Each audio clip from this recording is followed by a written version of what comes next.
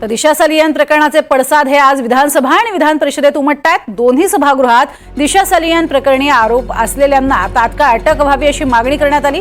बलात्काराच्या आरोपीला अटक करण्याची मागणी केली गेली। दरम्यान दिशा सालियान प्रकरणी आरोपांवरती आदित्य ठाकरे यांनी एका वाक्यात उत्तर दिले।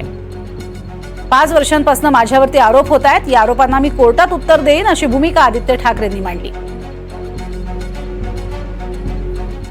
की सुप्रीम कोर्टच्या आदेशानुसार कुठल्याही आमच्या भगिनींवर माता भगिनींवर अगर बलात्काराचा आरोप कोणावरही करतात तर लगेच तात्काळ आरोपीला अटक करून कारवाई करावी असे सुप्रीम कोर्टची जजमेंट आहे।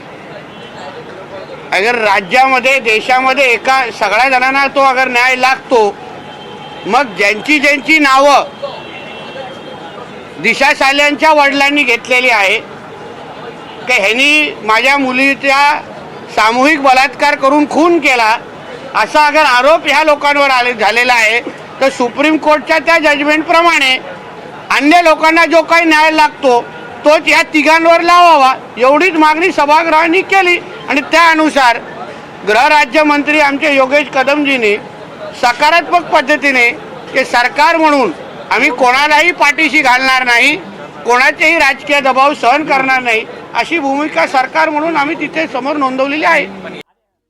तुम्ही पण ह्या गोष्टीशी साक्ष आहात। गेले 5 वर्ष बदनामीचा प्रयत्न हा होतच आहे सातत्याने। कोर्टात आहे, कोर्टात बोलू।